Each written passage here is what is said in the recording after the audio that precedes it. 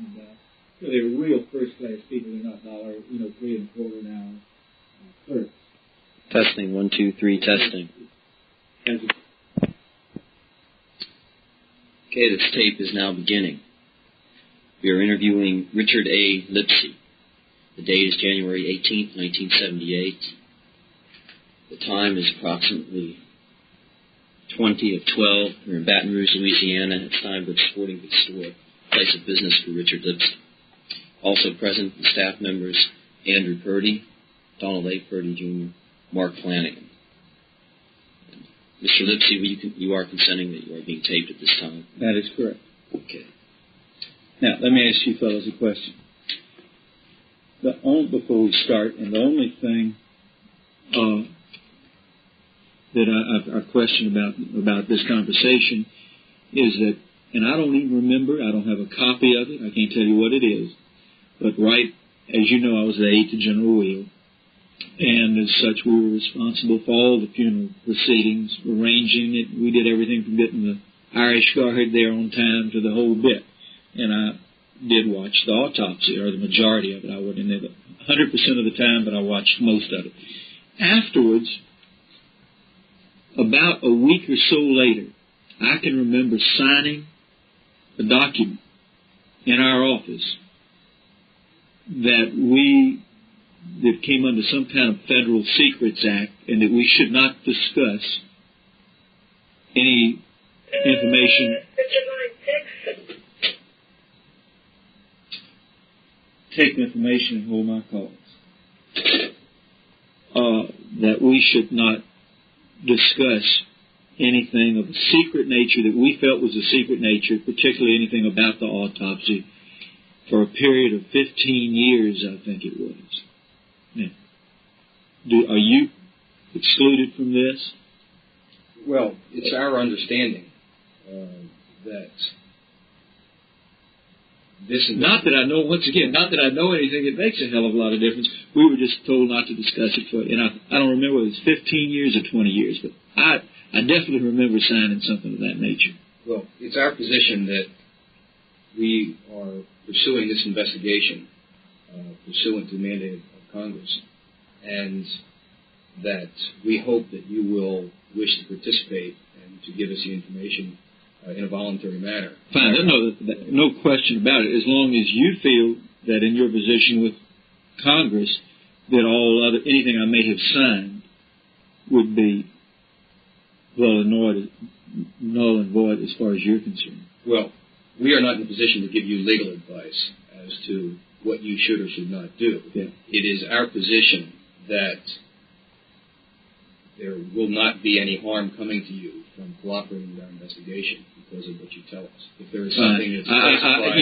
I don't think, well, I don't think there is. I think the point of it was obviously until the investigation this time, this was, the investigation hadn't even started, was it really that we didn't talk to reporters or anything until the investigation on the assassination of Kennedy was complete.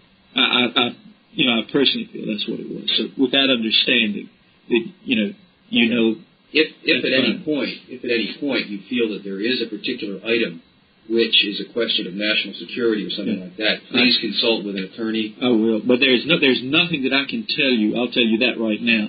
It would have anything to do with national security. Okay. And just for the record, to clarify what the orders may have been, were these signed? Do you remember who handed you the orders to sign? Or were they orders? I think it came through our chief of staff in our office. We were, the military district of Washington, and came through our chief of staff, who was a Colonel Holden. He got it from wherever. That's the best I can remember. Mm-hmm. Okay, no problem. Let's go on from there, and I hope I can help you. Okay. Just preliminarily, we would like you to, we know your name already, but to also state your date of birth, and then to also go back to 1963 and what your general duties were, not in relation to so much that date, but just generally what was your capacity and as your assistant administrative agent to General Wehle. Born on October 7th, 1939. In Selma, Alabama. I now reside here in Baton Rouge. I was, at the time I'd been in the service, I was stationed at Fort Polk, Louisiana, and while I was there, several hundred lieutenants got interviewed for the job of, well, didn't get interviewed, there were several hundred lieutenants there. I was one of several that was fortunate enough to get interviewed for the job of aide de camp to General Wehle, who was at Fort Polk. And I was selected as his junior aide at the time. I was a second lieutenant. Shortly thereafter, I don't think, this was somewhere like in June, shortly thereafter, General Wehle was notified that he was being transferred to Washington as commanding general of MDW. And his senior aide, as most generals do, want to take care of their aides, arranged for his senior aide to go to the Commanding General Staff College in Fort Leavenworth, Kansas. And then he asked me if I'd like to accompany him to Washington, which I did. I was very grateful for it to get out of Fort Polk. And when I got to Washington, General Wehle was due, 2 aides, a senior aide in that position. Washington, his aide could have been a colonel, and his junior aide could have been, I think, up to a captain. But General Wehle and I got along very well. I worked like heck for him. I respected the man. He's just a superhuman being. And we worked so well together, he just didn't get another aide. I was it. I took the place of both aides. And so I was General Whele's aide while he was the commanding general of the military district of Washington. And then also, for some special events, I served as a social aide at the White House, military aide at the White House at night on occasion. And then I helped, but the majority of my time was spent working day and night for General Wehle. Our duties, when we go into that, our duties basically, General Wheele's, duties, he was being the senior military service in Washington. General Wehle was the senior, even though maybe not in rank in some occasion, he was the senior commanding general in Washington of a unit. And as such, when all the services worked together, like the Army, Navy, Air Force, Coast Guard, Marines worked together on projects, on receptions, when dignitaries came to the United States, on special events, on funerals, on parades, whatever. Our service was the senior service, so General Wehle was always in command. That's how we happened to handle the funeral, obviously, is when Kennedy got killed. All ceremonial aspects of military, anything the military has to do with in Washington in regard to ceremonies, is governed by, while all the services participate, it's run by the Army. And since General Wehle was commanding general and I was his aide, I was the detail man, and did a lot of his planning and helped him a lot. But the funeral was our project from the time we were in Washington when Kennedy was killed. I happened to be driving up to the general's house at 1 o'clock to pick him up to go back to the office, or thereabouts, a little bit before 1, when just had the radio on and heard the news flash the same time everybody else did in Washington. And the general had his radio on in the house, and we met at the door. I was going in, and he was coming out to tell him the news. He was, and we went immediately back to our office and got on the phone with the White House and got on the phone with the Pentagon and got on the phone with everybody else and immediately put what needed to be done into progress. And we met the body at Andrews Air Force Base. We had everything organized that afternoon. We had the Marines organized with their little honor guard. We had the men from Fort Myer, the 3rd Old Guard, the guys were like at Humphrey's funeral, the men that watched the casket, and the ceremonial troop in Washington had them all arranged. We met the body at the Andrews, put it in a hearse, and had a decoy hearse. So, because we knew there was a mob waiting at the hospital, Bethesda Naval Hospital. So we got in a couple of these helicopters with our honor guard when they left and flew over to the hospital to get there before they did. And when they came in, one of the hearse went right up to the front door, and of course all the crowd rushed over there. And the one with the body in it went around the back to where the morgue was, and we unloaded it. We met them in the back and unloaded it right there to avoid, the news media and the crowd and everything else. So the body was brought in the rear? The body was brought in the back door, back right up to the loading ramp, right immediately next to the morgue. And we unloaded it there. And then Jackie Kennedy and her family and everybody that was, flown to Washington and come back with the body, they came into the hospital the front way and went upstairs to the presidential suite at the hospital. General Wehle went up to the suite to start to talk to Mrs. Kennedy and start making funeral arrangements with her, tentative funeral arrangements, mind you, because this is still very early, but seeing what they wanted done and getting some more wheels into motion because, we didn't know exactly what to do, and General Wehle told me, don't leave this body. You don't leave it. And so I did not, I didn't leave it, except for a while when he came back down and went in and spelled me for a little while. I have a question. How did you go from Air Force One Andrews? Mm-hmm. How did you go from Andrews to Bethesda yourself? I accompanied General Wehle in a helicopter. In a helicopter? Yeah. This is where a lot of bodies were. Right. And then you were there when... The body was in the procession, and going through Washington, but there were two hearses. And then, one pulled right up to the front door, and one went around with the body, went around to the back of the hospital. Were you present when the body was taken out of the I was standing there. brought into the rear? I was standing there at the airplane when it was loaded into the hearse, and then I was standing right there. I helped them unload the casket myself when we got back to when we were in the hospital. Right. And then you accompanied it from that point on. You were with. Then never left it. With the body. Mm.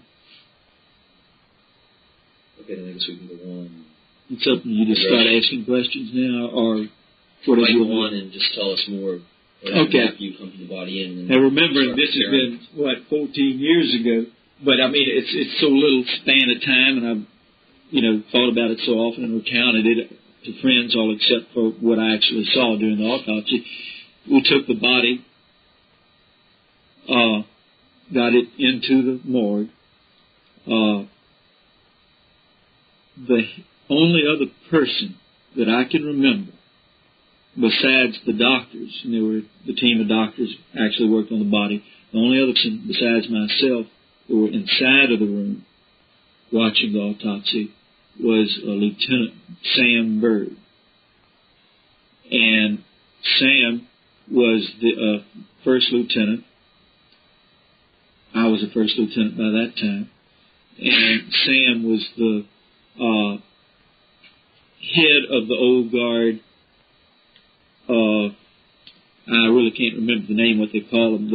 The guys, he had 2 or 3 teams of fellows that were always responsible for the casket in any ceremony. General died, whoever did it. 3 of them march on each side of the casket, and then, enlisted men, and then there's an officer in charge.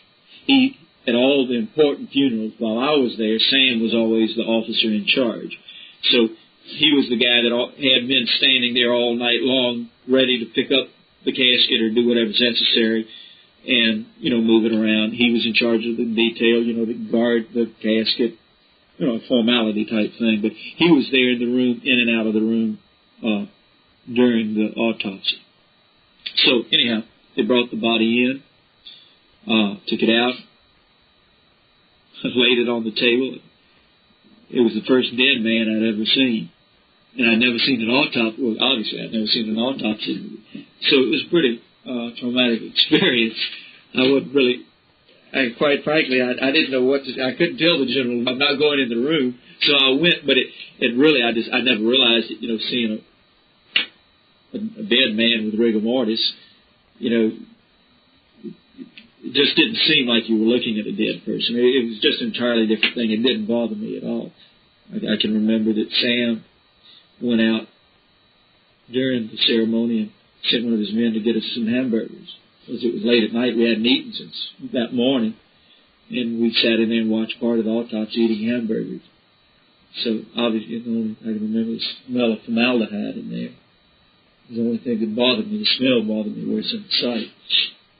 So we watched the autopsy. Once again, my hours are a little fuzzy. The autopsy lasted approximately, if I'm not mistaken, approximately 3 to 4 hours. After that, we stayed in the room when the men from the funeral home came in, because General Wehle was still, by this time, General Wehle had come back down, but he was in and out and, still making a lot of arrangements, but he would come in occasionally for a couple of minutes and let me go out, whatever, take a little break. And then the men of the funeral home came in, and we sat there while they more or less put him back together and made the cosmetic,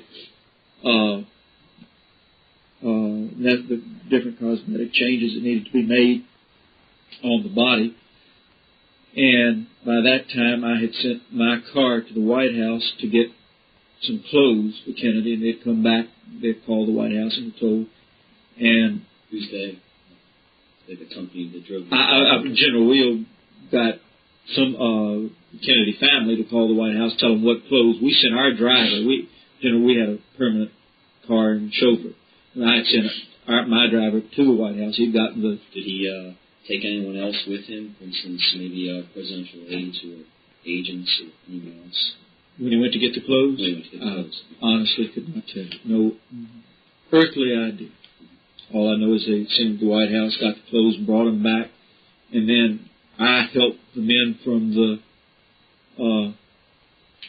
funeral home. It was only, at that time, by then I think there were only 2 of them in the room. And I helped them dress him, pick up the body. I helped them dress him and helped them pick the body up. I laid it in the casket. And as far as I know, I'm the last person to look at him because, I was standing there when they closed it.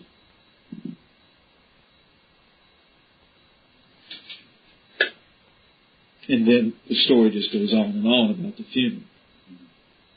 I don't really know how relevant any of that could be because that just was formal planning and carrying out the funeral. Getting back to the beginning stages of the autopsy, or even before the actual autopsy began, do you recall when the x-rays were taken, the x-rays, and photos? Yeah, well, as far as the exact x-ray was taken, no, I don't recall. I do recall the comments when the doctors, started examining the body before they did anything, looking at the body, looking at where the bullets had entered the back of his head. It was obvious that one bullet entered the back of his head and exited on the right side of his face and pretty well blew away the right side of his head. And then the other 2 bullets had entered at the lower part of his neck. And to the best of my knowledge, or the best of my memory, one had exited. The other bullet had entered from behind and hit his chest cavity. And the bullet went down into the body. And during the autopsy, this is the only part that I can imagine would be of any really, what I've told you a little bit right there, strictly confidential nature that was never written up anywhere, and I presume, am I right, this tape and this conversation is strictly confidential for, is not going to be published, I guess is what I'm getting at. It's not going to be published during the term of this committee. It's through 1978. Well, okay. Well, is that, as far as I can remember, and I'm pretty positive of it, they never found the 3rd bullet. It did not exit the body. When they did the autopsy, I can remember first they cut the top of his head off, and then they cut his chest open, and they got all of his insides out. That was the only gory part. They took him out piece at a time. They laid him up on, I remember, beautiful, clean stainless steel rack with water pouring over it all the time. Imagine, to keep it fresh or whatever. They did the whole autopsy, then they came back and, sliced up all the organs. Your slides? I don't know what they were using them for. They were taking pictures of them, and they were examining them. I don't know whether they were taking them for records or not. I don't think the doctors, now to be perfectly frank, I don't think it ever entered the doctors' minds that they were taking pictures for a formal investigation. They were doing an autopsy, a complete autopsy. And whatever physical records that you maintain during an autopsy is what they were doing. I know they did a very thorough job, because every time one of them would say something, the other one would question it. I can remember they'd look at this one organ and they'd pass it around, and all three discuss it before they would go on to the next part. One guy doing his operating on the feet, one on the chest, and one on the head. They did everything together and re-examined everything together. I remember that distinctly. They looked like one of the most efficient teams doing anything that I've ever seen. But anyhow, like I say, I can remember him lifting his chest cavity, and they had the top of his head off, and all the internal organs out. And I can remember him discussing the third bullet, first, second, third bullet. The third bullet, the one they hadn't found, their only logical explanation was that it hit him in the back of the head, hit his chest cavity, and then, like bullets will do, I'm sure you're familiar with that, when you shoot somebody, no telling where the bullet's going to end up. Probably hit his chest cavity. It could have gone all the way down into his toe. It could have just hit and gone right down into his leg or wherever. But I don't think, to my best of my knowledge, they ever found the third bullet. But did they find any other bullets? This is what I'm getting back to. I don't know whether they found bullets or whether they found just particles of bullets. I don't think they know. I don't think they found any whole bullets. But boy, that is just strictly speculation on my part. I remember they were bound and determined to find that bullet because it didn't have an exit mark. But I don't think they ever found the bullet.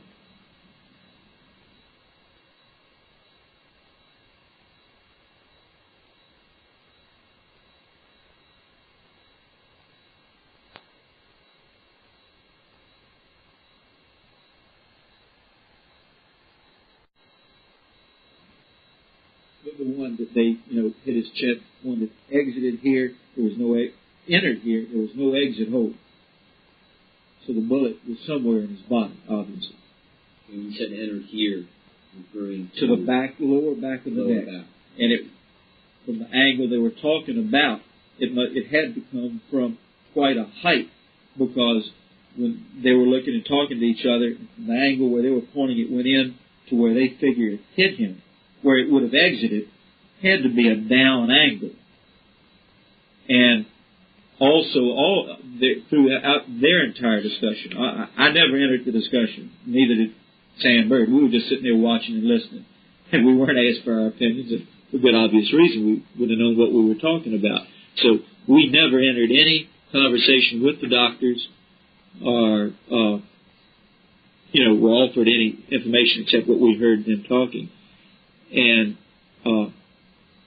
I don't personally think, personal opinion, from listening to the doctors, watching the autopsy, that there was any question in their mind that the bullets came from the same direction, entered, that all three bullets came from the same place at the same, time. They weren't different angles. They all had a distinct pattern to it. Okay, getting back to the bullets themselves, not the bullets themselves, but the entrances. Could you just go over again the entrances as you remember? All right, as I remember them, there was one.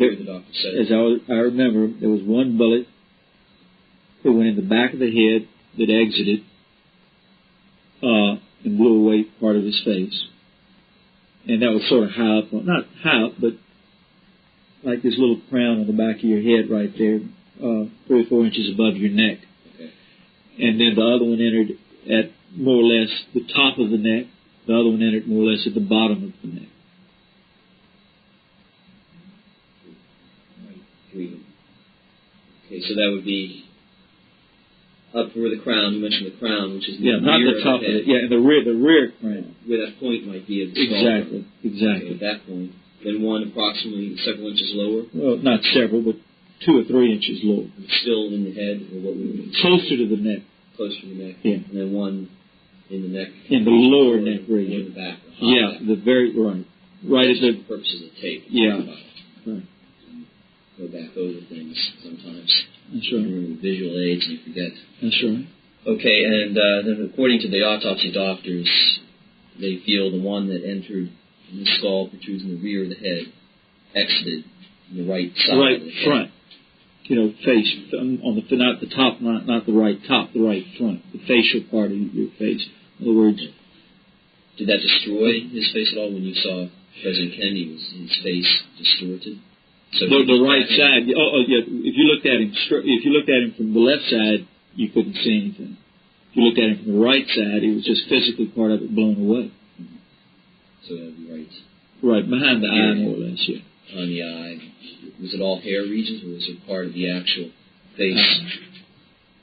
It was, to the best of my recollection, part of the hair region and part of the face region. And just to follow up on this immediate point, after the embalming had been done and the morticians had finished preparing the body, and you viewed President Kennedy at that time, right, after he was dressed, could you see any damage or appear to be damage? Or they did a beautiful job. He looked great. So you really couldn't tell? Oh, you could tell. Sure, if you got up close, you could tell, yes. It was presentable in the sense that you would... It wasn't presentable in the sense that you'd want to open the casket. But it was, they did a super job. The point I guess I'm getting at is was half the face so completely blown away that no. You wouldn't recognize him. No, not at all. Oh, no. He was 100% recognizable. I mean, particularly after they finished. Yeah, it wasn't that much damage at all. And now, getting back, we just went over the 3 entrances of what the doctors stated were entrances. This is the base I can presume was Dr. Rouge was the chief. Yeah. I met the doctors when we first started, and to this, except for when I read their names, I didn't know them then, I don't know them now on a personal basis, nor have I ever talked to them before, during or afterwards. Do you recollect there were 3? Yes. And there was, the only thing I remember is at times there was another, it wasn't a doctor, it could have been a doctor, but I know there was an assistant or an aide doing things for him during different periods.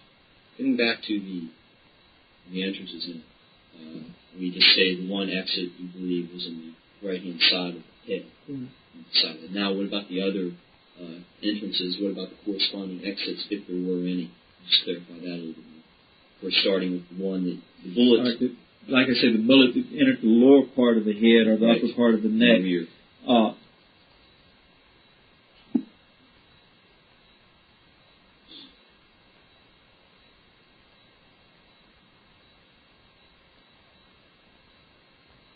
To the best of my knowledge, came out the front of the neck.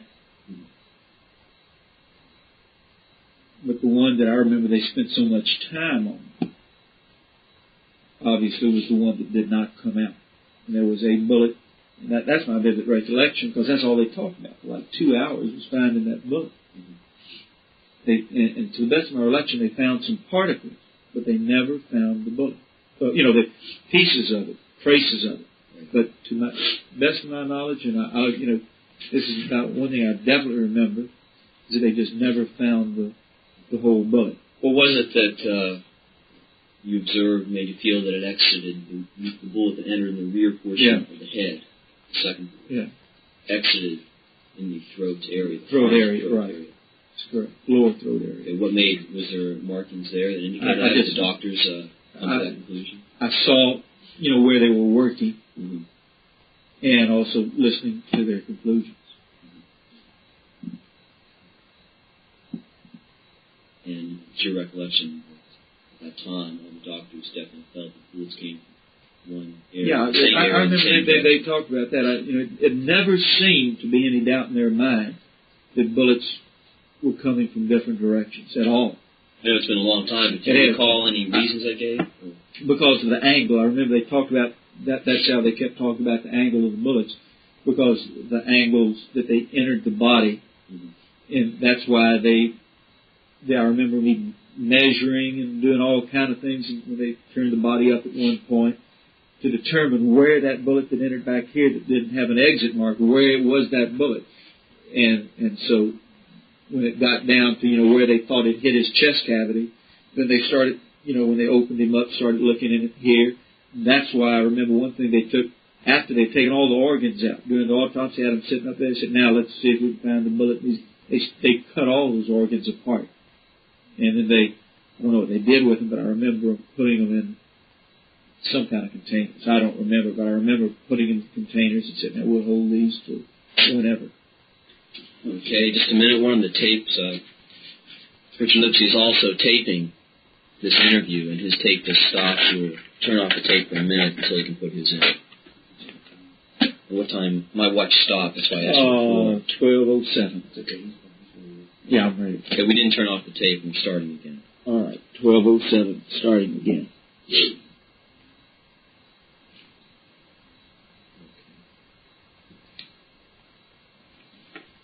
Getting back again to the beginning stages of the autopsy, because I think we can follow through unless Andy has some questions on the bullet locations. Do you recall the photographs that were taken at the time? No, I remember them. And there again, that's very cloudy. I remember taking photographs, but I don't remember at what time or what point during the autopsy. No idea. Remember what they did with the photographs? Absolutely not. I wasn't concerned about them. Never entered my mind to even ask.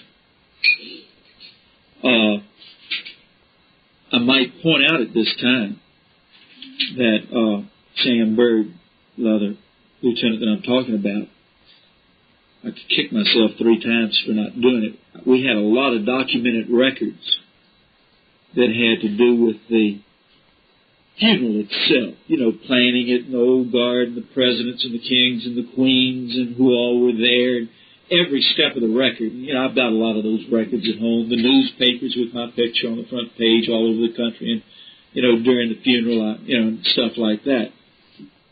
But I do remember, right after this was all over, this started on a Friday night and ended on when we buried him on Monday afternoon.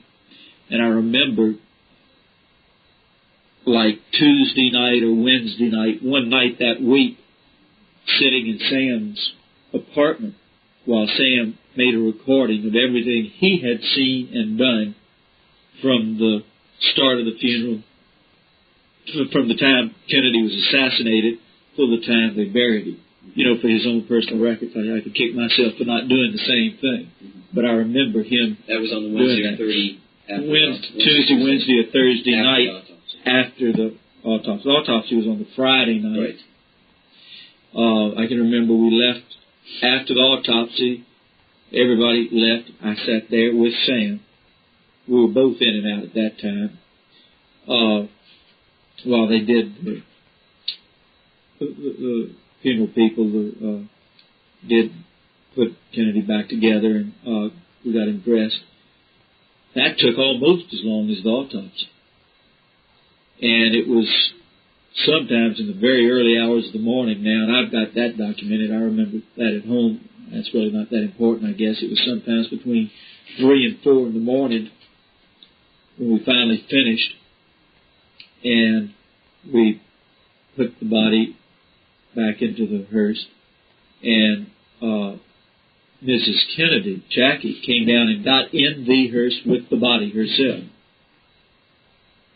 Still had on the pink suit, hadn't changed clothes. And we led it, our car, General Wheel, and myself, and our driver were the first car. And then if I'm not mistaken, there was a police car in front of us. and then the hearse right behind us, and family car behind that, and one or two other cars in the procession. We went back to the White House. We drove up, went into the White House, parked, because we had all this arranged. It had to be very formalized now. Mrs. Kennedy and the hearse with the body stopped at the entrance to the White House. We called, I'll never forget this, we called the Marine Barracks, which was across the river in Virginia. 20 minutes before we left the hospital. This is 3 o'clock in the morning. It might have been 15 minutes, but it was between 15 and 20 minutes before we left Bethesda. We called them, told them we wanted an honor guard at the White House to lead the body up the entrance drive to the White House, and then to make a cordon as the old guard got the body out of the hearse and carried it into the White House. They woke those boys up out of a dead sleep, the Marines. They dressed them in formal attire, got their guns, put them on rifles, put them on a bus, and they were at the White House before we were. And they stopped out front. They had the Marines lined up on both sides of the driveway, and then they had a group of them marching in front of the hearse, and then they went very slowly up and into the White House. We got the body out, took it in the White House, and went to the East Room, if I remember correctly. And at that time, they had a priest there, and it was Bobby Kennedy, Jackie, the White House servants, one or two other people, and General Wehle and myself, and then they had a little private service. Had a little, funeral service that lasted 10 minutes, 15 minutes. But that picture was in a double-page spread, because it ended up, they had a photographer in there, and that picture ended up in there were no other news people allowed in there, so the only thing I can recollect is it must have been an official photograph, because that ended up as a double-page spread picture in Life magazine. Once again, that doesn't have anything to do with what you're trying to find out, I'm sure. But remember whether Sam Bird discussed the details of the autopsy on this tape? That's why I said no, I don't. I do remember Sam making the tape, and I remember him asking me questions about people and who was there. And, we was trying to authenticate it as best possible. And as far as I can remember, when I came in his room, he had been making the tape. I was not present when he discussed the autopsy part of it on his tape. I'm not sure he put it on tape, but I know for a fact that he made a tape recording of everything, his part in the whole thing. And to that point, if he did put it on tape about the autopsy, since we were in there and basically saw the exact same thing, that tape would be a hell of a lot more valuable to you than my testimony. Is Sam Bird, is he still alive today? I have no idea. I haven't talked to Sam since the day I left Washington. I left Washington in, I think it was around this time in 1974. Is he still stationed there? Yeah, he was still stationed there when I left. I imagine he stayed there for tour duty. So, matter of fact, General Wehle asked Sam, Sam and I got to be very close friends. We lived right across from each other at Fort Myer in the officers' BOQ. And Sam and I were very good friends. Sam had been a general's aide at his previous station. And when I left Washington, General Wehle got me to ask Sam if Sam would replace me as General Wheel's aide. And Sam said he'd been a general's aide once, and that he felt he needed a tour of duty on his records instead of another general aide's position, just so that he could see, rank faster. I don't know if he stayed in the Army, whether he got out of the Army, but he was a permanent type. So to the best of my knowledge, Sam Bird's probably still in the Army. If he's alive, and I certainly hope he is. He was a fine person. In the early stages of the autopsy, before they formally began the cutting, who was running things? I can't tell you. The doctors went there, and one doctor was obviously directing the procedures, and I don't know which one it was. Was the doctor directing the procedure the one who participated in the autopsy? Yes. Did the autopsy surgeons discuss with anyone else the type of autopsy they were going to perform? Not during the autopsy, no. Do you remember any discussions prior to the autopsy? I wasn't with them prior to the autopsy. They were there when we got there. From the time that you arrived until they were into the autopsy, do you remember the autopsy surgeons discussing the nature of the autopsy with anyone? I'm sure they must have, but I'm not sure they must have. No, I'm sure they must have discussed it among themselves. Whether they discussed it with anybody else or the chief of surgery of the hospital, I'm sure they probably did. I don't know. I honestly don't know. I can't make any comment on that because I don't know. Did they have any discussions with anyone else during the autopsy?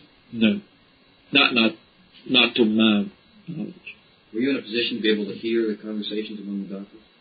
Yeah, I was, but truthfully, I wasn't. I paid attention to what I wanted to pay attention to. It was one of those deals where I was just curious how many times he'd been shot or where he was shot. But the medical definitions of what type of wounds they were and whatever it is, I tuned all that out probably. I didn't know what they were talking about, and I probably could have, at the time, I just didn't really care. I should have cared more, and I wish now I'd have taped it, if possible, but no, I really don't know. I heard their conversations, and I was interested in the parts that I guess I wanted to be interested in. It's been too long to recollect any details of other parts of their conversation. I would like to stop the tape for a moment to change sides. Time is 12:17. Right.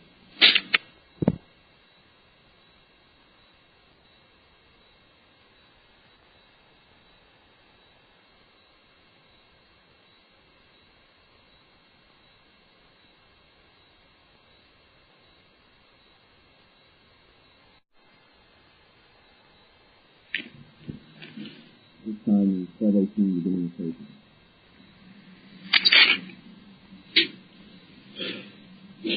Getting back to the question that he just asked you, in terms of feet, how close were you to the table when the autopsy was being performed? Were you right behind people?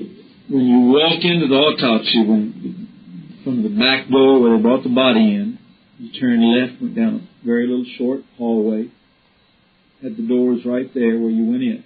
When you walk in, there was almost like a little spectator's gallery. Mm-hmm.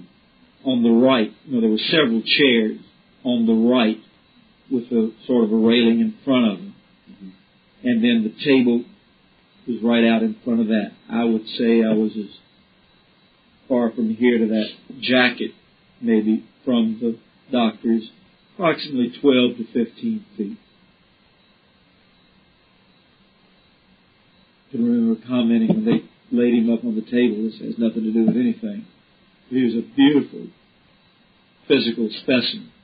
I mean, you could, not an ounce of fat on his body anyhow, anywhere, very muscular, a great looking physical shape. And I also remember how, obviously, a dead, deceased person does, but he looked much smaller laying there on the table than he ever did in person. I saw him quite a bit. He just looked smaller. Mm-hmm. But he was just physical condition looked fantastic.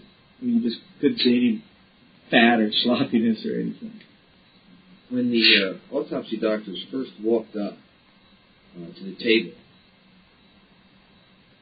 did they thoroughly look over the body, or did they begin concentrating on one area and begin to work there? No, first thing they did was look over the body. I can remember that. They looked over head to toe, all sides, just looked at the whole thing.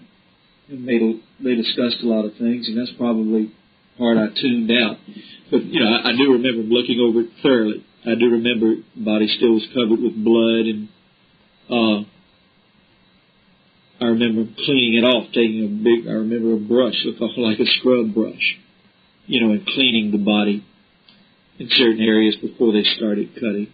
I remember after they finished the scrubbing him down again, getting all the nets away and everything. But I remember they had to scrub and clean it pretty good after they did all the preliminary looking they wanted to before, I guess, they physically touched the body and got to work on it. They had to clean the body quite a bit before they started. Did the doctors in that preliminary examination find all of the wounds that you described? I'm sure they must have, yes. I mean, they were visible. So.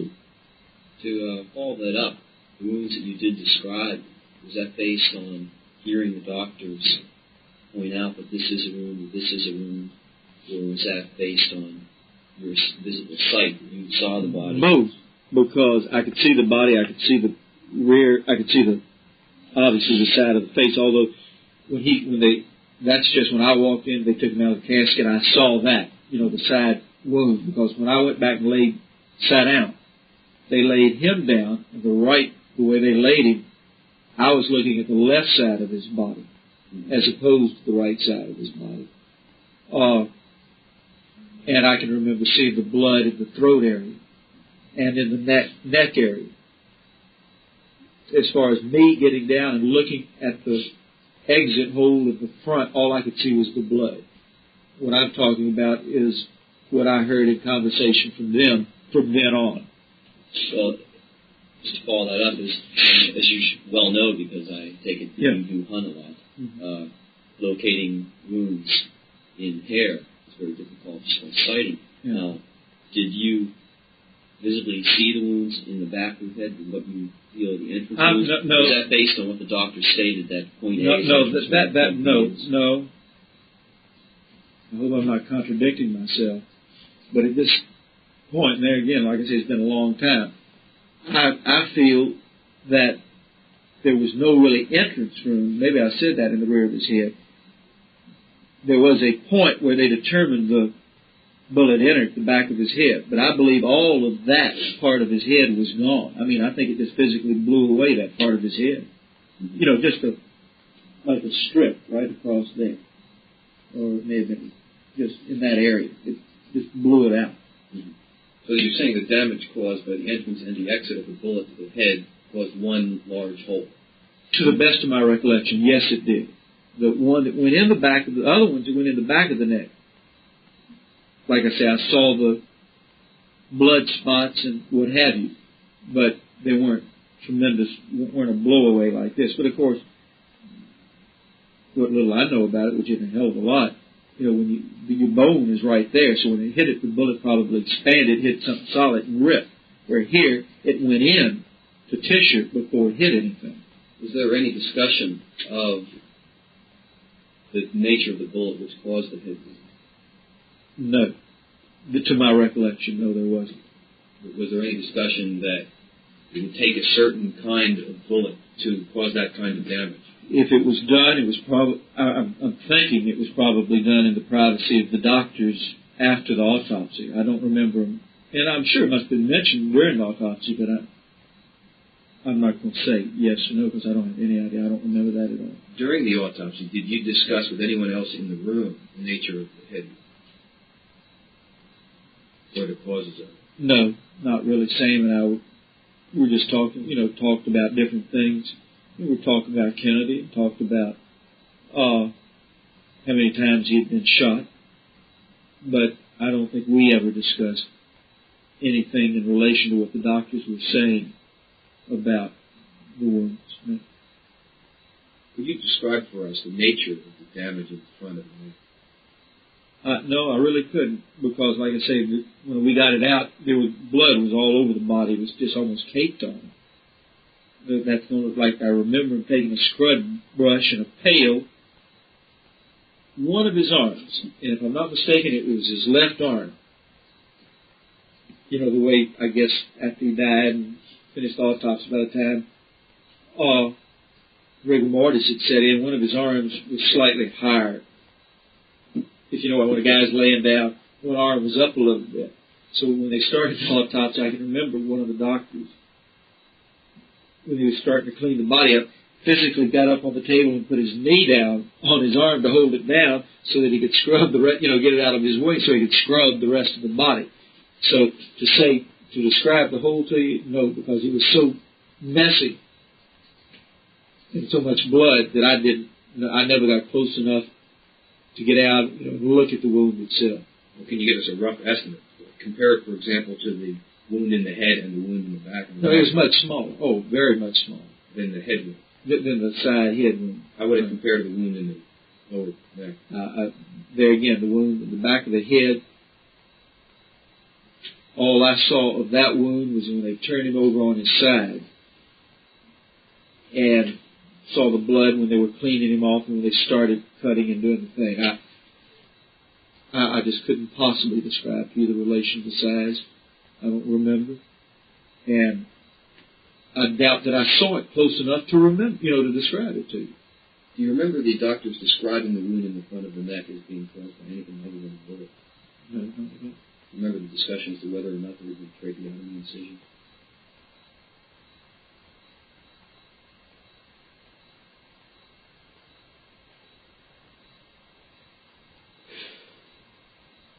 No, I guess anything. I do remember something about that, but I think that, if I remember, I think that would have to come after reading things about what went on in Dallas. I don't know, honestly, just don't remember discussing that. Okay, what have you read about Dallas, about that front neck? It's been so long. Like I say, that I'm glad I haven't. I'm glad I didn't go back over any articles or read, because I don't even remember. I don't remember. You don't recall whether or not there was a tracheotomy incision? Absolutely not. Well, you say you didn't hear the doctors discuss that. Did you explicitly hear the doctors say that the wound in the front of the neck was caused by a bullet? If you want to get down to specifics, no. The only thing I do remember was when they kept talking about the entrance in the back of the neck and looking at the hole in the front of the neck. To the best of my knowledge, they were convinced that a bullet came out of the front of the neck. And that's how they were determining where to look for the other bullet, by the angle it went in at the back and came out at the front, where to look at the other one. Oh, the angle where it came in the head, right, came out the front of the neck, and right, using that angle to determine where to look for the bullet for the other one, because I presume they, from what they were looking at, both entrances looked to be the same. In other words, both entrances looked like, the angles were the same on both entrances, or the size of the hole probably was the same. And in the front, I'm not going to stand here and make up a story, make it sound good. I just don't remember whether they discussed the size of a tracheotomy hole or it in relation to where a bullet might have exited. How much time would you say, relatively speaking, did the doctors spend on the three wounds you described? Did they spend more time on one or the other of the wounds? They spent more time looking for that other bullet than they did anything else. You described the bullet that went in.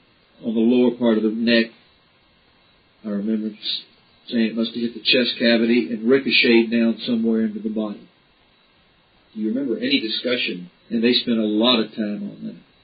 Because I remember when they cut him open the front, I remember, now let's look for this, let's look for this. When they took all the organs out, they went through and cut the organs up looking for bullets. And finally, to the best of my knowledge, and I remember this. I don't remember how much more they did after this. I remember them saying, that bullet could be anywhere. It could have gone right down to his heel or his toe. It could have ricocheted and just traveled right on down through the bottom of his, through his insides. Do you remember any discussion among the doctors as to whether the bullet was entered in the lower part of the neck, lower back part of the neck, exited from the front of the neck? Yeah, well, I remember they were firmly convinced it did not. Okay. So you're convinced. That's why they spent so much time looking for it. they traced it through the back of his neck, through, when they did the autopsy, through the inside of his body, and there was no where the bullet was then where it should have exited, it was not. And at the angle it was traveling, and from, the other things they saw visible in the chest area once they cut him open, it had started down, but where was it? When they opened up the body from the front, were they able to discern any part of the track of a bullet? I'm convinced they were in the upper part of his body, yes, because that's how they started following him. And then I think is when they started taking the organs out, and one at a time. They took all of his insides out. I remember that. Boy, they had 4 or 5 piles of insides laying up on the table, and they thoroughly examined each one of those. And they just had a big hollow chest and stomach cavity that left, or particularly chest cavity, when they got through. And so I'm very convinced in my own mind that they were very convinced that bullet was somewhere in him. Because from their conversation, they tracked the bullet as far as they could in a downward position before they couldn't tell where it went. That's when they started taking organs apart and looking wherever they could look without going ahead and just cutting him apart. And I think their decision finally was, we're just not going to cut him, take every, completely dissect him to find the bullet. To them, obviously, at that point, it wasn't that important. When they opened up the chest, and you say they saw part of the track of the bullet, yeah. Did they take a photograph? Can't tell. Don't know. Honestly, don't know. Let me ask you this. Did they take all the photographs at the beginning, or did they take some during the course of the autopsy?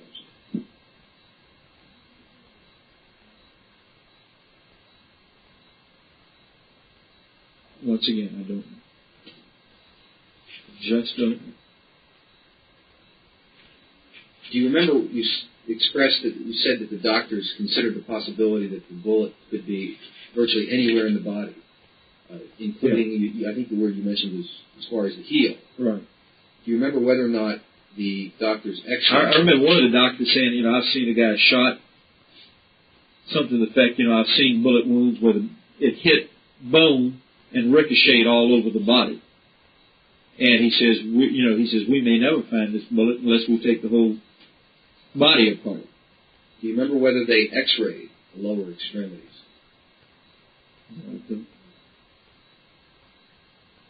Recall if they were using the X-rays at the same time that they were dissecting. Do you remember the doctors looking at the X-rays in the autopsy room? That I do. I remember him looking at them. And that must have been, you're jogging my memory now, because I do remember him looking at X-rays at the beginning of the autopsy. So they must have taken some, at the very beginning, because I remember relating X-rays to things they were doing. Do you remember which portion of the X-rays? No. I will plead numbness on that, because I just don't. But I remember now. I remember, holding the things up, and I think they were pinning them up on a big long thing in a series with lights, and they would examine a part of an X-ray, and they'd go on from there. So obviously, that they must have taken X-rays right at the beginning. Now, if they took any more during or after, I don't remember. Do you remember any of the autopsy doctors arriving at the autopsy later than the others? No, I don't. Do you remember any of the autopsy doctors probing any of the wounds?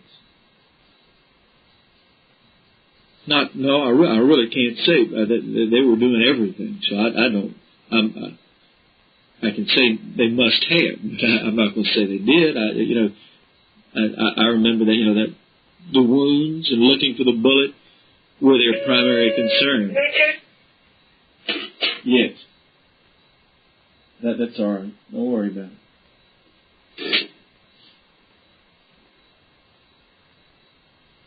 Do you remember any discussion when they were trying to find out where the bullet went of the possibility that the bullet had gone in the back and had fallen out of the body. In other words, had not exited or remained in the body.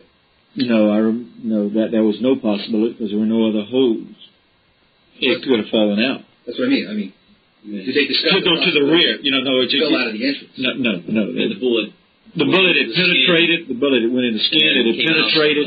There was evidence of it inside of his body, and so there was no way it could have fallen out. Was there any discussion of the possibility that because of external cardiac massage from the front when he was face up, the bullet could have worked its way out? No discussion of that I can ever remember. No. Do you remember any phone calls anyone in the autopsy room made? In the room, you mean? Anyone in the room or anyone from the room leaving to make any calls to you? I made a call. I don't remember anybody else. From the room? No, not from the room. When the autopsy was over, before the men from the funeral home started their work, they took a break. General Wehle went in there. I came in and said, "You want to go out for a while? I'll relieve you." General Wehle came in the room. I went out of the room, took 10 or 15 minutes, and called my parents. Said, "Guess where I am?" Well, what I just did. I woke them up. It was then after 2 in the morning. And they said, "What?" I said, "I just watched Kennedy's autopsy." And, they got all excited and said, "Yeah, we saw you on television this afternoon, at Andrews Air Force Base," and all of that. And I said, "Well, we're going to participate to a much greater extent in the funeral. Watch television, you'll see me." Typical, I guess, 21-year-old's reaction. And that was the sum total of my conversation with my parents. I didn't discuss anything about anything. All I just told them is I'd just been in there watching all things. And if anybody else called, I don't know. Do you remember any messages being sent into the room from the Kennedy family or anybody with the Kennedys? No. Do you remember Admiral Berkeley being present at the autopsy? Everybody, to my knowledge, in that room, besides Sam Bird and myself, had on a medical gown. And so, if he was... Just a minute. The time is now 12:38. Yeah, I just want to know what happened. Yeah. Richard Lipsey tape just ran out and considered another.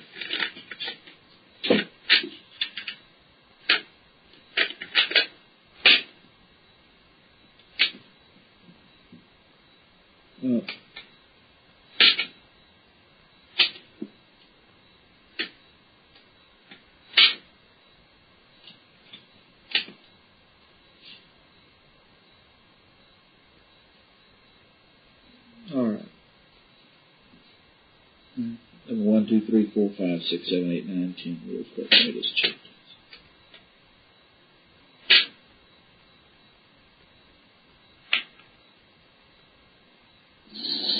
All right.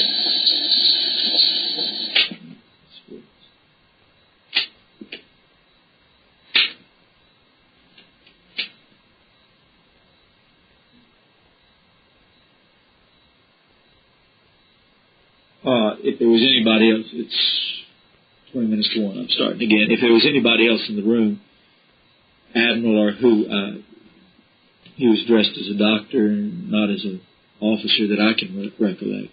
So I don't remember if he was in the room or not. No, I don't. Do you know who Admiral Berkeley is or was at the time? I don't remember his name. Do you remember meeting with physician to the president? No, I don't think I ever did. Who else do you remember was in the room?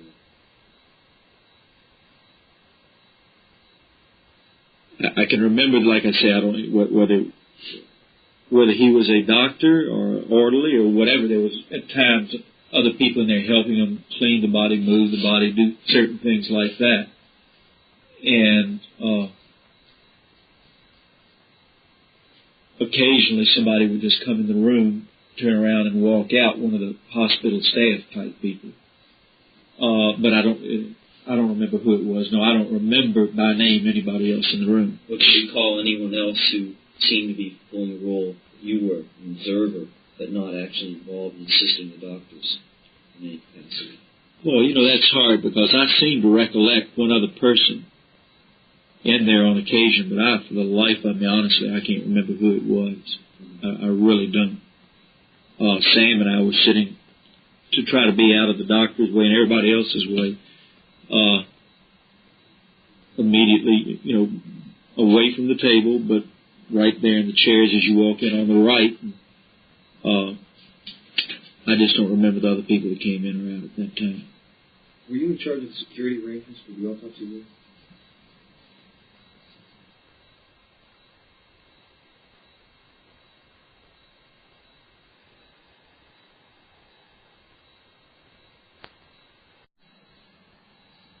Specifically, no.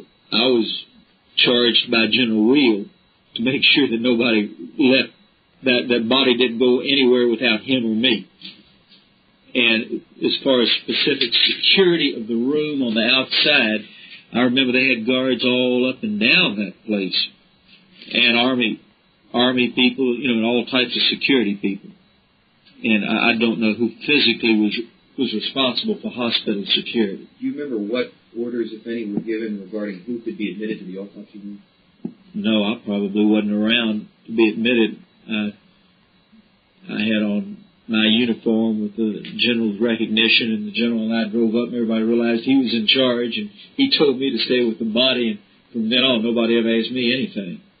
So, but there was a guard right outside the door, a policeman, a Washington policeman right outside the door. Do you remember anyone, in effect, taking attendance of who was present, circulating a list? You No. had to sign your name to? No, I don't. I do not.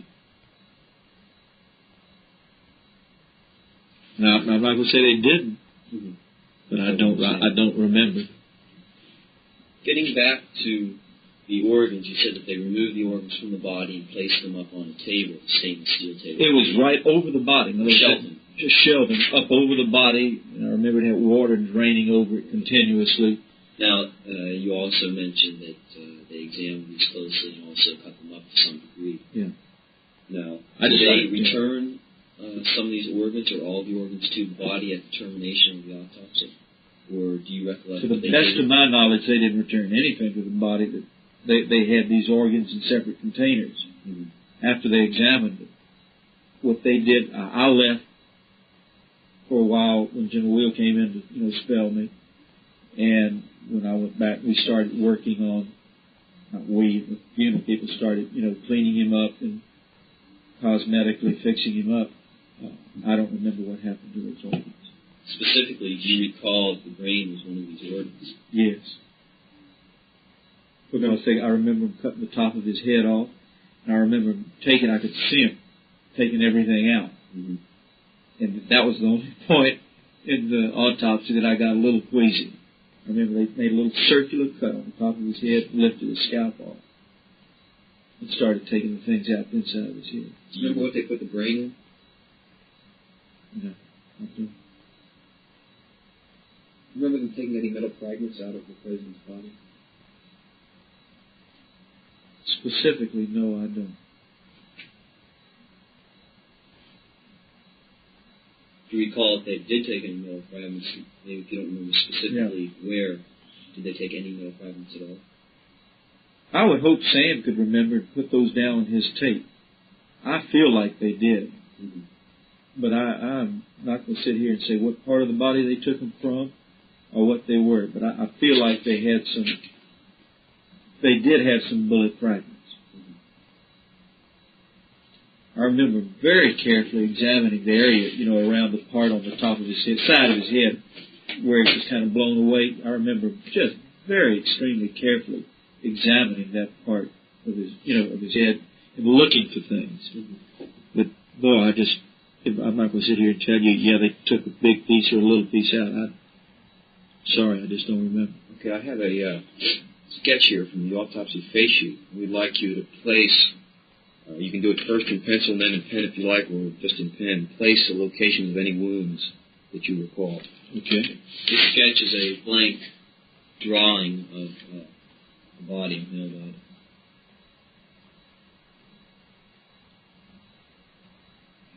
And like I said, to the best of my knowledge, somewhere in that area.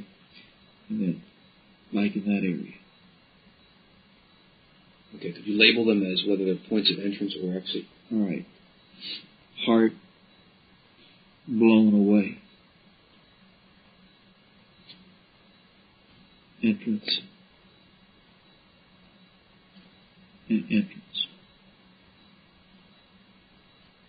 To the best of my, let's be the right side of his face. That area in there, once again, was kind of blown away. Okay.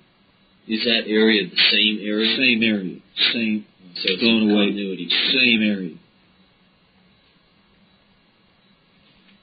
And there was a hole. Now that, talk about tracheotomy, a bullet. As far as I was concerned, in my recollection, they talked about it as a bullet hole. Okay, could you label Exit. Exit. Okay. Could you put the date and your signature?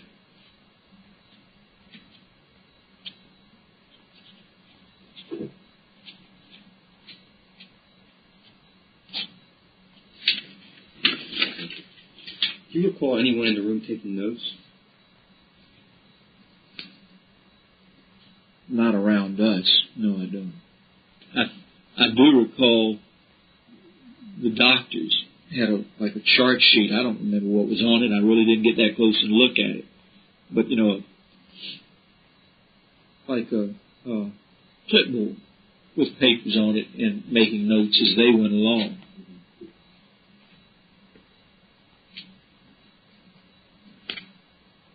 Do you remember the presence of any federal agents in the room? No, I don't. When did you finish your duties? Excuse me. There was one other person. Like I say, I'm just trying to remember. To the best of my recollection, everybody was dressed in a surgical gown, whatever you call it, around the table. Mm-hmm. But there may have been one other person, whether it was the admiral, the chief surgeon, or a federal agent. And there was another person around the table at times that wasn't doing anything, was observing. And he could have been one of the doctors. But I do remember another person, but I couldn't tell you more about it than the man in the moon.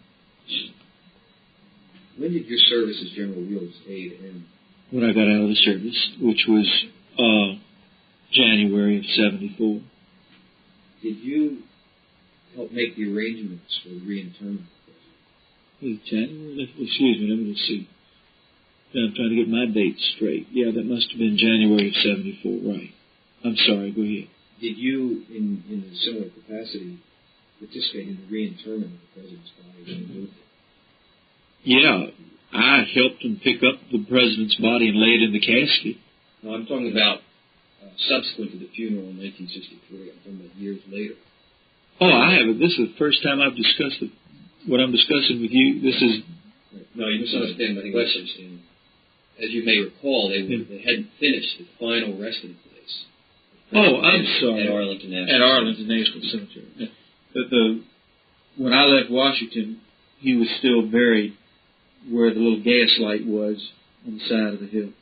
So you do not recall him being moved into the permanent site, which was very close to the original site. You did not participate in that? No, I didn't. You know if General Wheel did? Obviously, he must have, yes. Because General Wheel was, if it was within the length of span, he was still in service, and he was still there for, I know, well over a year, about there, after I left. Was he there in after? General Wheel was there every time anybody did anything of a formal nature, and I'm sure that was a very formal thing. General Wheel was always there. But you don't specifically recall when it occurred? No, I really don't.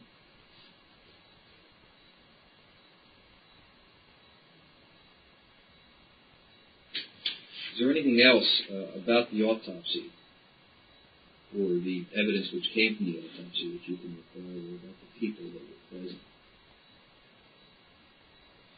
The only thing, and there, once again, and I'm sorry, but the best I can tell you is my recollection after all these years, and obviously some speculation on my part. The only thing, and you're certainly not going to hold up under any court of law type thing, but I can remember when the Warren Commission was formed, everybody was writing books about it. And all the comments on how many times he was shot and the angles it was coming on. I remember Walter Cronkite doing a big CBS thing on who shot him, how many directions it came from. I can remember vividly in my mind on literally hundreds of occasions saying, these people are crazy. I watched the autopsy, and I know for a fact he was shot 3 times. He was shot 3 times, and that the doctors were firmly convinced they all came out of the same gun because of the type of wounds or the entrances, whatever. And that, I wish I could be more specific going back to the autopsy. It's just been too long to remember things, but I can remember immediately thereafter, the next week, the next month, and I was out of the service within a 3-month period. But over the period of the next year or so, which was when I really remembered what went on in the room. And I can remember in my own mind saying, hey, these people are crazy. They're trying to read something into it that didn't happen. One report came out he was shot in 3 different angles, and another report came out he was only shot once, and another report came out he was shot 7 times, and all kind of, everybody had their own version of what happened and how many sounds they heard and the angles of the fire that came from. But I definitely remember the doctors commenting. They were convinced that the shots came from the same direction and from the same type of weapon, and it was 3 shots. Did they also feel that did the doctors state that 3 separate bullets had struck? This is one other thing that, to the best of my memory today, and remembering what I thought about when all of these reports came out, absolutely unequivocally, yes, they were convinced that he had been shot 3 times. It's unclear to me from the sketch that you did where there are 3 bullets. One on the right part of his head, okay, one on the upper part of his neck, right, and one on the lower part of his neck. Well, on your sketch, you label 2 points as points of entrance. Yeah, and one part was just blown away. Right. This part was just blown away. So you... I don't remember whether... I just cannot remember whether there was a point of entrance and then the blown away part, or whether it, like, he must have been sitting like this and hit like this and went in and then blew that away, or whether it just ripped the whole section away. Well, either of those 2 possibilities means 1 bullet to the head. Right, 1 bullet to the head. Okay. And then 1 bullet to the lower head. Oh, where did that bullet exit? That's the bullet that exited right here. Throat. Then the lower entrance that did not exit. If it's confusing, ask me again. We'll go over it. Do you understand it, what I'm talking about, yeah. Mark? Yeah. One bullet right on his head. In other words, the bullets were coming.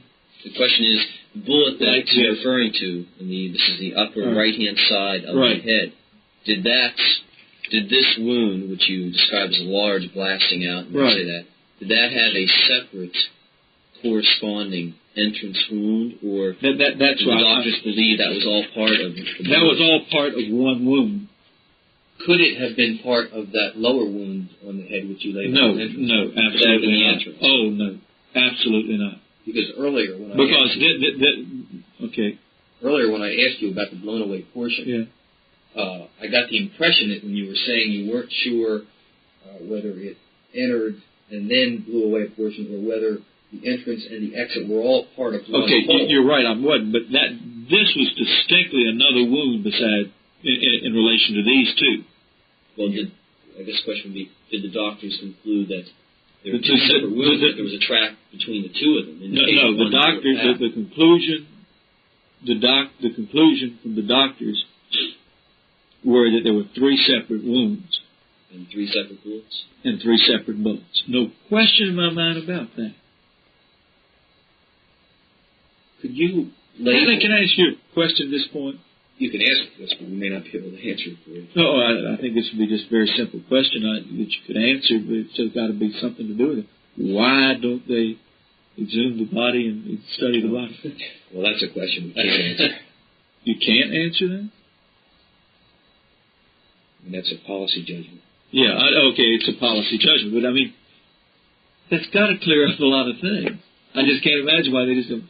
I remember I remember the discussion that Lyndon Johnson said, this body, none of the details of the Warren report, and this body will not be touched for, 15, 20 years or whatever? I remember, he came out in public, and made that statement. Mm-hmm. But I don't remember,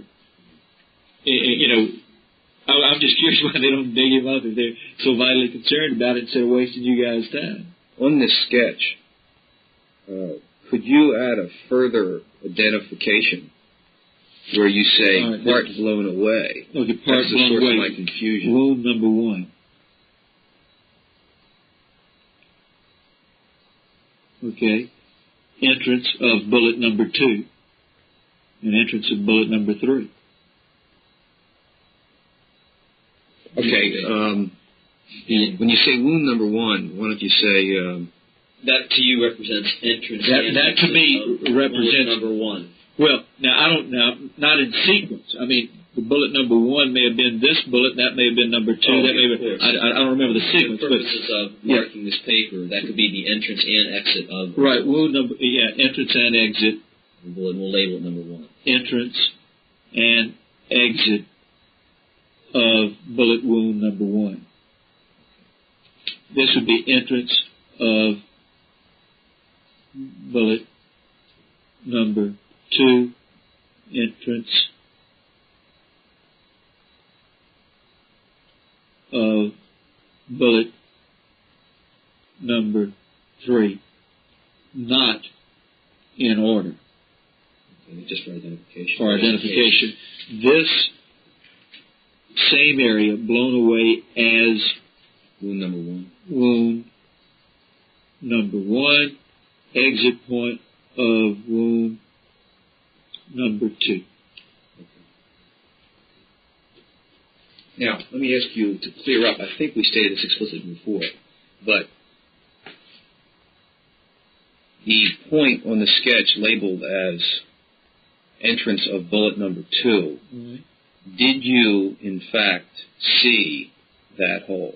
All I saw was when they turned him over on his side. We took him out with a box coffin that they brought him from the hospital. He was laying on his back. They laid him on the table.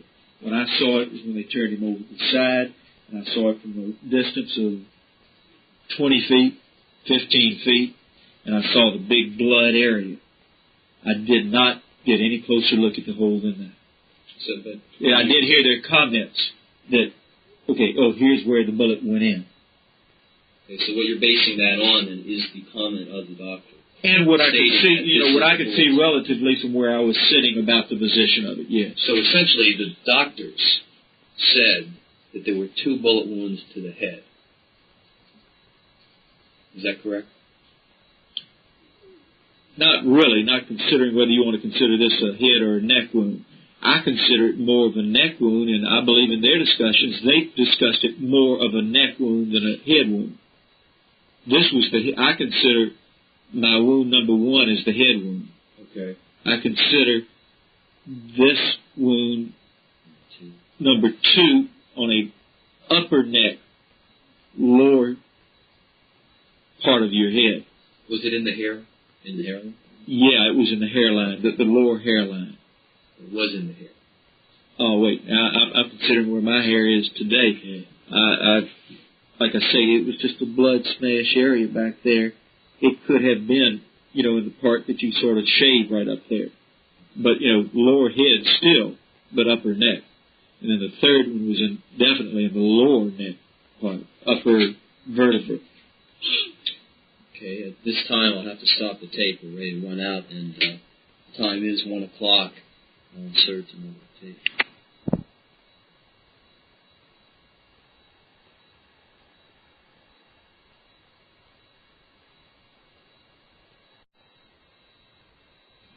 How long have y'all been with this commission?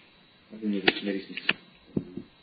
Okay, the time is 1:03. We're starting this tape. Are y'all going to try to draw conclusions after you've done your thing for a couple of years? Or are you just going to bound it up and keep it for future reference? The committee will issue a report. That's it. We made public. Are you, so, if I can ask you this, so you're concerned more, obviously, with just talking to me and other people about the autopsy and whatever. Your investigation, I presume, covers the whole realm of the assassination. We're investigating the assassination generally. Yeah. General, conspiracy, whatever. You're investigating the whole thing. Obviously, I know nothing about that. But I was just curious. I guess everybody in the world has been curious since Oswald was killed and then Ruby was killed. There's something rotten in Denmark, obviously, somewhere. I don't know that it will ever find it. Before proceeding away from the issue of the location of the rooms, do you have any further questions pertaining to that? Do you remember whether or not during the autopsy any skull fragments were brought into the room? No, I don't think they were. I think I might have remembered if they'd have brought any other parts of the body in there. I don't remember that at all. I have one question pertaining to pre-autopsy. How did you determine that the autopsy would be performed at Bethesda? We were told where to take the body to. We got back to our office. It was about 1 in the afternoon. Mm-hmm. We immediately called the White House and talked to our liaison officer, or whoever happened to be at that time. General Wehle spoke with him at length. Then we whipped out the whole plan where you start planning funerals, what needs to be done in Washington. And then it was communicated to us, there would be an autopsy formed, and then when we first got the word, I think they said they would perform it in Dallas. And then somebody up in the chain of command, at the White House, or on some higher level than us, said, no, not in Dallas. We're going to do it in Washington, and then where? And it was decided that it was to be done at the Naval Station, designated station. I can remember this side comment, never been so frightened in my life. When we took off from Andrews Air Force Base, it was in one of those, and I forget the number of it, you may or may not remember, old banana-shaped helicopters, those long, they were shaped like a banana with a rotor on each end, huge things, held about 30 to 40 people. And they had the reputation of being not very safe. And I can remember we loaded that thing up, and it was pitch black dark, obviously, outside. I just happen to remember, because I flew in and out of Washington a lot, all those planes that used to land at National. Every 30 seconds there's a plane landed. And I can remember taking off from that damn thing and flying across Washington. And everything entered my mind imaginable. It was loaded. We had all of the honor guard in the plane with us. All the seats were taken up. And we had 2 lieutenants flying the plane who were younger than I was. And I was young. And I was scared to death. Yes.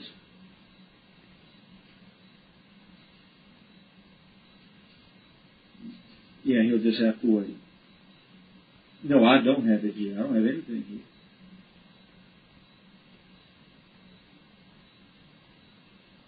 No, Pat doesn't have any on. No. If you'd like to. It's not going to be too much longer.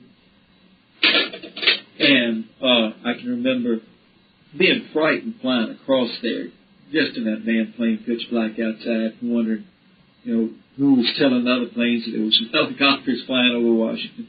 Then we went to land at the hospital. They have a helipad, or, a pad there where the helicopters land. And in numbers, I don't know, read it in the paper, but there looked to be like several thousand people on the ground, and we got right over them, and there was no place to land.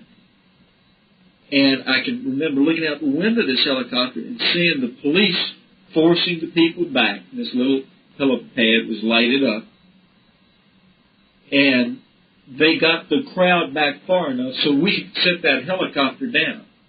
Now, if the wind had been blowing strongly one way or the other, or he had slipped 1/4 of an inch, well, that plane would have tilted 1/8 of an inch one way or the other, exaggerating, of course, we would have cut off 4,000 people's heads. I've never been so frightened. And we landed, that little kid landed, and he was a kid, landed that helicopter right in the middle of this humongous crowd. And I know he had to be scared to death too, because there was no room for margin of error when he set that helicopter down. Because 3 feet one way or the other, and he'd have been in the crowd.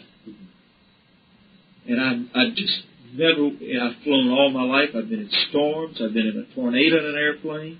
And I've had all Delta Airlines. Yeah, I fly so doggone much. They gave it to me for flying the airline so much. But I've been scared in airplanes before, so I guess everybody has. But I've never been frightened like that in my life. I just had visions of landing that helicopter and those people. You know, God, that was frightening. I have one last question. After the autopsy, as you mentioned, some of the materials were retained from the body, physical evidence, and we also had photographs and x-rays. I don't know. General Wehle never saw him, to my knowledge, and I never saw him. So you had no further we had responsibilities for custody of those materials? None whatsoever. None whatsoever. Our obligation as far as the autopsy ended right there. And I'm not sure we had any obligation for the autopsy except General Wehle. We were responsible for the funeral and for General Wehle, and he wanted somebody there to make sure that nobody carted that body off until he could get back there, until everything was taken to the White House. You know, he said, you stay here and watch it. I'm sorry I couldn't be any more help to you. It's been a long time. And like I say, I guess, the 3 entrance wounds. And that's the only thing I really remember vividly, particularly because of my listening to comments, immediately after all these reports started coming out. And obviously, I really wasn't interested in autopsy. Quite frankly, I was more interested in looking at the features of the man and at the time and really planning the funeral. I was more anxious at the time to be upstairs with General Wehle seeing what the plans were than I was sitting in that room. And that's the best I can tell you. Obviously, everything I've told you here. First of all, I have never discussed any part of the autopsy itself with anybody. You're the first who I've ever discussed it with, not even with my wife. And the thing, as far as relating back to the thing I signed, that had to do at the time with national security more because I had a top secret rating because I was exposed to every top secret document in Washington when I briefed the president or with General Wehle on things. And, of course, that's what, it had more to do with. When we signed those, that we wouldn't discuss, I feel like it wouldn't discuss anything that we knew that related to the president of his dealings or at the time what any of his plans were or any of the people he had talked to in confidentiality or anything that I had read going from our office to his office. But still, I felt that this was something that if anybody should be told about it, it should be told to authorized persons such as yourself. And for that reason, in general, Wehle and I kind of agreed we should never discuss it, among ourselves. And it's never been discussed with anybody. And I certainly would not want my comments made public. I don't think they should be. Okay, you have the card that Andy gave you that has the committee address and also telephone number, so if you need to contact us, you can call collect. I appreciate it. If I think of anything else, I'll certainly be glad to tell you, but And that's why I never got real excited and called anybody to tell them anything to come see me, because I really, the most exciting part of mine was my part in it was dealing with all the kings and the queens and the presidents that came and getting to meet them all. Of course, that's what we did all the time. I got to meet, I think I got them all written down, 62 kings or queens or presidents of foreign countries, while I was working in the White House and for General Wehle. And it was just a heck of an exciting experience while we were there. We were in charge of, if you remember, the March on Washington in August of that year. That was another really exciting thing. And that's all right. We got to do so many exciting things, but more ours were function type exciting things. And of course, me and the funeral, we started this thing Friday at noon and didn't go to bed till Monday night. Went back to our room just to change clothes. I'm going to terminate the tape at this time. It is now 1:13.